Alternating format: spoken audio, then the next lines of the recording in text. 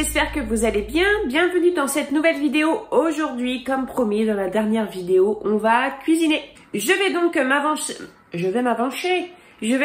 pour les prochains repas. Donc il va y avoir des plats qui vont être tout prêts, plus qu'à réchauffer. Des aliments qui seront déjà pré-cuits ou cuits, qui aura plus qu'à sortir dans une assiette.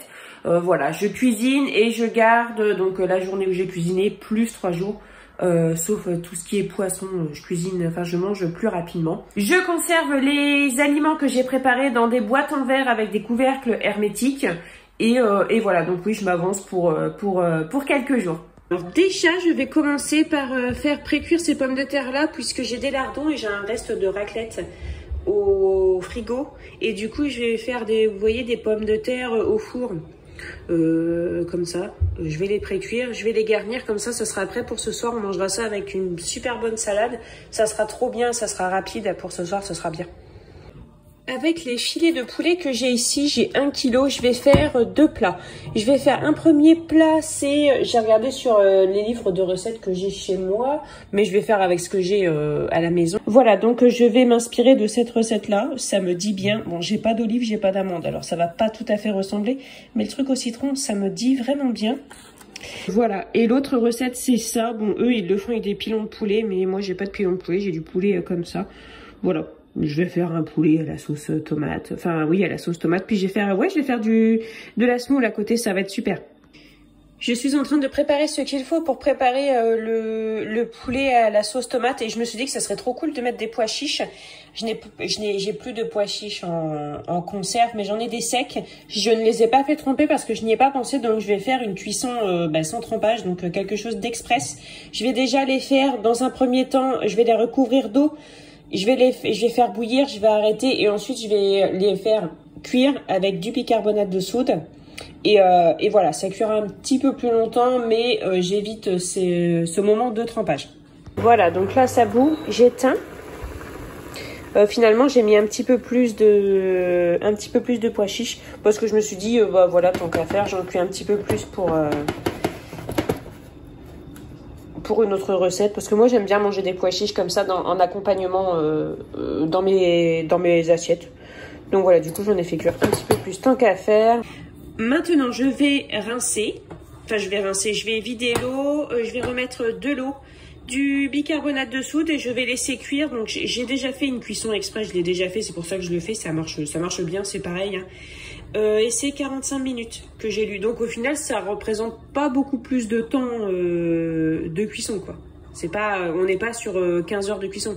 Non, j'exagère vraiment là. Mais voilà, il n'y a pas beaucoup plus de temps de cuisson. Pour le poulet, le poulet à la tomate, là, je vais le faire cuire dans mon Instant Pot.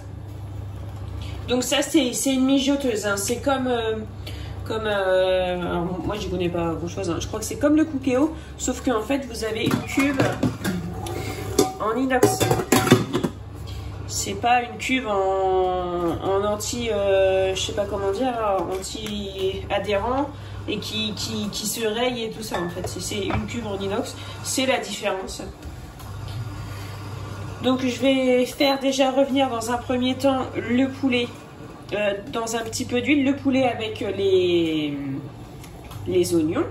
Ensuite, je vais ajouter tout ce qui est les épices. Donc moi, je vais utiliser les épices que j'ai ici. Je vais mettre de l'ail. J'ai du gingembre, je vais en mettre un petit peu. Voilà, je vais mettre des trucs que j'ai.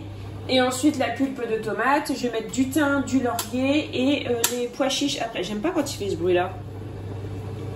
Alors, les pommes de terre ne sont pas encore pré-cuites. Mais presque. Je vais éteindre l'eau. Je vais éteindre le feu de ça, comme ça, ce sera fait. Déjà ouvrir ça. Donc je vais utiliser ça, de la pulpe de tomate en dés. Moi j'aime bien avoir ça. J'achète presque plus de coulis de tomate maintenant, ni du coulis de tomate, c'est ça, ou ni de purée de tomate. J'achète ça, ça donne de la consistance, j'aime bien. Puis au niveau du prix, c'est kiff. Voilà, donc ça donne des petits morceaux de tomates, c'est agréable. Ça a bien chauffé. Hop.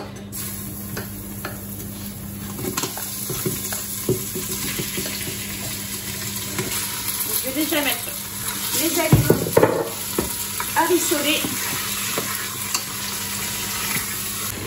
J'ai ajouté de l'oignon, j'ai de l'oignon comme ça, non de l'oignon, de l'ail comme ça, en petits dés. J'ai ajouté du 4 épices, j'ai rajouté un petit peu de gingembre en supplémentaire parce qu'il y en a déjà dans le 4 épices. J'ai mis du curcuma, du sel, du poivre. Voilà, donc je vais ajouter maintenant, hop, je vous repose, je vais ajouter donc le coulis, enfin la pulpe de tomate que je vous ai montré tout à l'heure. Mais j'ai acheté ça aussi, des courgettes, donc je vais en mettre dedans, mais carrément en fait. Je vais en mettre dedans, parce que ça je sais que mon mari va aimer. Un plat comme ça, au moins comme ça je lui ferai manger des courgettes. Et Valentin aussi aimera, donc il mangera des courgettes. Bon, Thibaut ne voudra pas, mais voilà, donc je vais mettre un petit peu de courgettes dedans. Et de toute façon, celui-là, ce sachet-là, il était dans le congèle que j'ai dans mon garage, mais je vais le mettre dans le congèle que j'ai dans ma cuisine, donc en dessous de mon frigo, parce que je vais en faire recuire encore, mais différemment. Hop, ça sent super bon. Ça sent vraiment super bon. Est-ce que je mettrais pas des carottes là-dedans, parce que j'ai des carottes aussi dans mon frigo.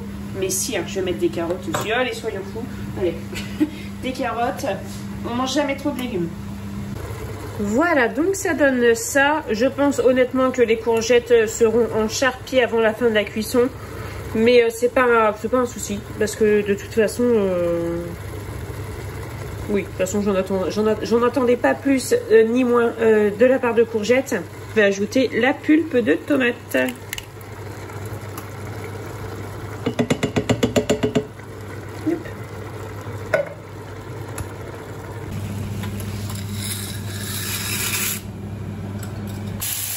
Donc là, je suis en train de faire le poulet, pour le faire au citron à ma façon. Je ne vais pas mettre tout ce qu'il y avait dans la recette parce que je pas du tout tous les ingrédients.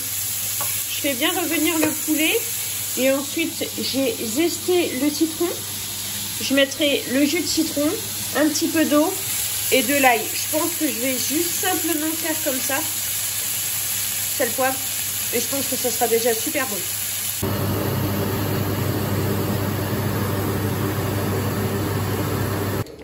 Donc ici on a le poulet au citron et à l'ail. J'ai ajouté un petit peu d'eau et il y a le jus du citron que j'ai zesté. Et j'avais un demi-citron vert qu'il me restait, donc j'ai mis dedans. Ça sent terriblement bon, mais ça va pas faire beaucoup de sauce, mais c'est pas grave.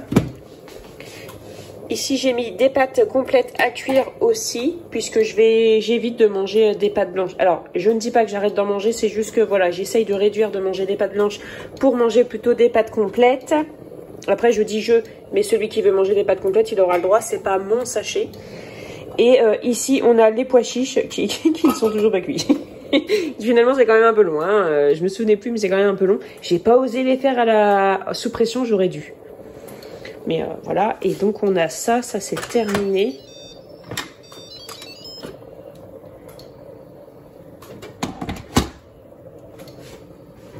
J'ai une luminosité atroce. Il est midi, hein. Il n'est pas 19 h. Voilà, là, on a une meilleure visibilité.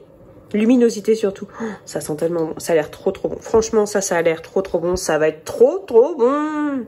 Et c'est tout simple, hein. C'est tout simple. Bon, oignons, ça, il y en a tout le temps. Carottes, c'est vraiment de saison. Les courgettes en surgelé, je les ai vraiment pas payées cher, les courgettes surgelées, donc ça, c'est cool. Puis voilà, le poulet, puis de la sauce tomate. Ah ouais, non, franchement, je suis trop contente là. Bon, on va faire la petite pause pour manger. Je suis avec Thibaut ce midi. Donc, on va se faire un sandwich au blanc de dinde avec tout ça dedans.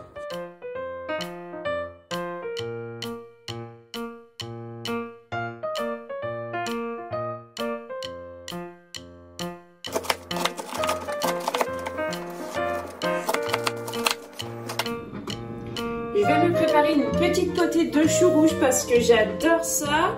Donc j'ai acheté un chou rouge dans mon dernier retour de course. D'ailleurs, si vous l'avez pas vu, mon retour de course, vous pouvez aller le voir, il est sur ma chaîne. Et donc je vais me faire du chou râpé, du chou rouge râpé à la vinaigrette. Mais j'adore aussi la potée de chou rouge. Donc du coup, c'est parti pour faire une petite potée de chou rouge. Donc je vais mettre des oignons.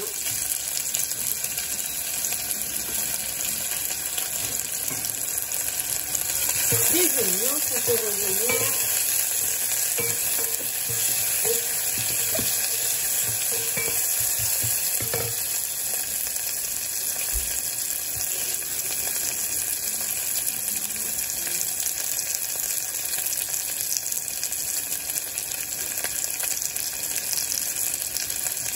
Je ne vais pas utiliser toute la barquette parce que le reste, ça sera pour les pommes de terre.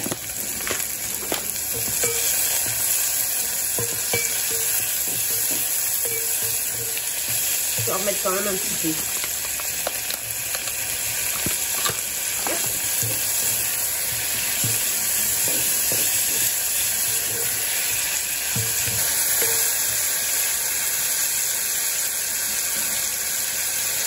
Ensuite, des pommes de terre. Enfin, des pommes de terre. C'est une pomme de terre que j'ai coupée en cubes. Et maintenant, je vais ajouter le chou que j'ai coupé en petites lanières.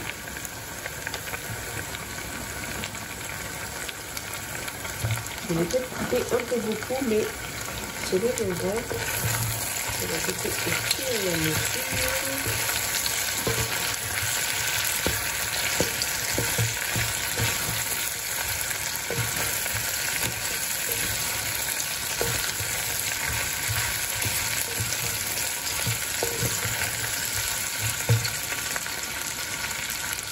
Donc moi j'ai mis un petit peu de lard dedans. Déjà premièrement vous n'êtes pas obligé d'en mettre si jamais vous voulez refaire la recette. Et ensuite je vais manger ça avec une saucisse fumée que j'avais achetée chez Aldi. Donc voilà, vous pouvez manger ça. Bah, déjà vous pouvez manger ça sans aucune viande. Avec des saucisses de volaille. Si vous ne mangez pas de porc ou oui voilà, sans rien du tout, enfin sans viande. C'est super bon aussi. Alors, je fais ça, ça sent vraiment bon. Donc, je vais ajouter petit à petit. J'ai pris une petite cocotte parce que ça va fort réduire. Et sinon, ça va me prendre beaucoup de place. Ça sent vraiment super bon.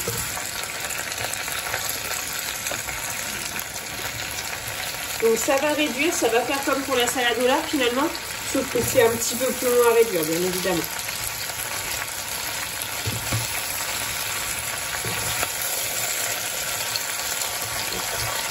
Je vais peut-être pas trop insister, voilà. Je vais un peu baisser le feu. Je vais mettre du sel et du poivre, pas trop de sel parce qu'il y a déjà les lardons.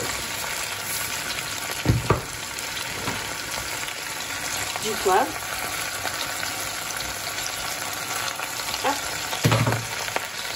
Et bien évidemment,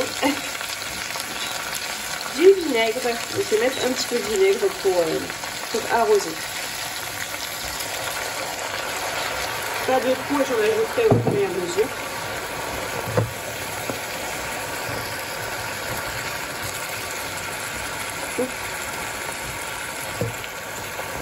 Et voilà. Hop. Voilà, je vais laisser réduire comme ça pendant une petite dizaine de minutes. Maintenant, je vais préparer les pommes de terre. Donc, je vais les mettre là-dedans. Et voilà, je vais mettre de la raclette, crème fraîche, le restant de lardon, un demi-oignon, puisque j'ai déjà mis un demi-oignon là-dedans. Donc, je vais les couper. Bon, celle-ci, c'est pas un très très bon exemple. Elle n'est pas bien, mais voilà. Voilà, donc je vais couper comme ça. Pas à la moitié, mais pour faire un petit chapeau. Je vais creuser dedans. Elles sont pré-cuites. Hein. Je vais creuser dedans avec, vous savez, les cuillères parisiennes, les petites cuillères comme pour faire les boules de melon. Voilà. Et toute la chair des pommes de terre que j'aurai retirée, je vais les mettre dans un plat et je vais mélanger la raclette, la crème, du sel, du poivre, les lardons, les oignons. Et ensuite, je farcis les pommes de terre. Et voilà. Et donc, j'ai tout ça. Voilà.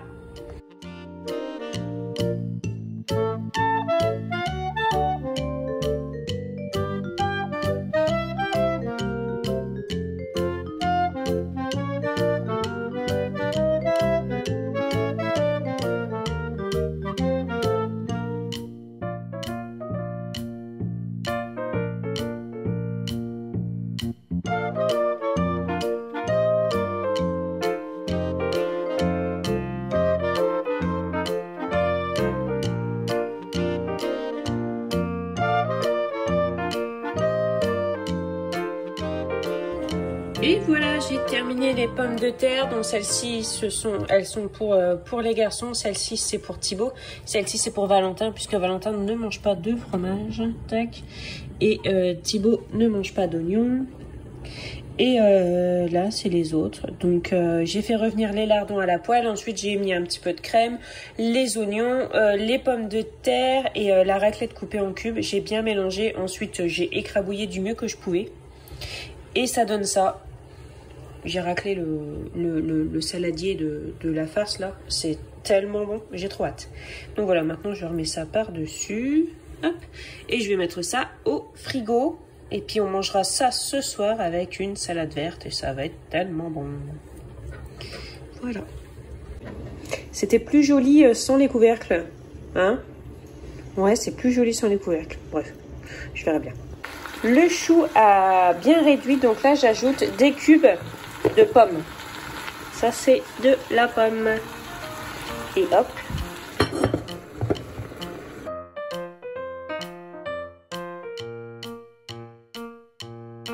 Et voilà, c'est terminé. Honnêtement, j'ai passé un temps fou, j'en ai ras-le-bol là. Mais voilà, c'est fait. Alors ici, on a un mélange de 3 fleurettes. Donc chou romanesco, chou-fleur et brocoli. J'en ai pas fait beaucoup parce que je vais être la seule à en manger. Donc ça sert à rien que je me voile la face, que je cuisine tout en disant ils auront pas le choix, ils vont le manger, ils vont pas le manger. Et puis ça sera gaspillé.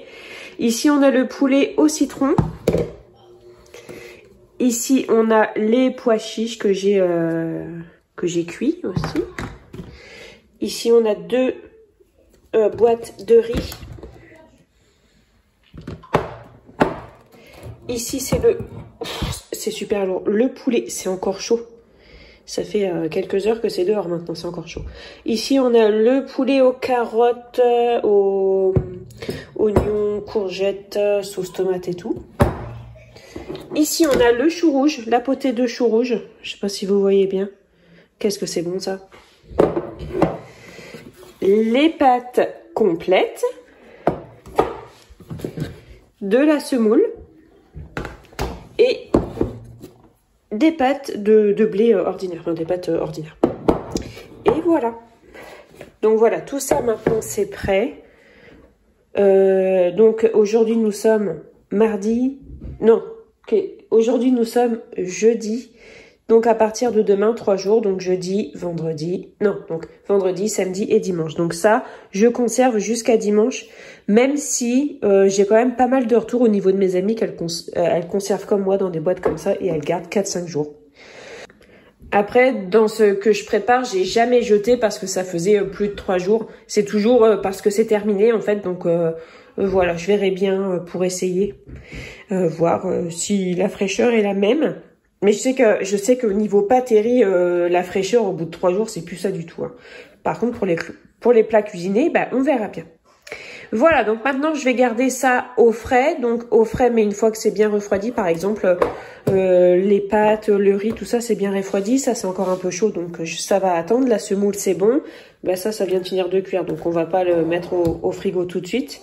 Et voilà, donc bien conservé au frigo. Et ensuite, il n'y a plus qu'à se servir, plus qu'à faire réchauffer. Et voilà, les amis, c'est la fin de cette vidéo. Honnêtement, ça a été super long. Je sais pas, j'étais pas bien organisée, mais en même temps, enfin pas bien organisée, mais j'ai fait des choses en même temps. Et je suis pas top là niveau moral aujourd'hui parce que l'actualité elle est pas oufissime. Hein. Et du coup ça me plombe un petit peu, mais je pense que je ne suis pas la seule. Donc voilà, j'espère que cette vidéo vous aura plu. Plus que jamais, prenez soin de vous et de votre budget. On se retrouve très bientôt dans une prochaine vidéo. Salut!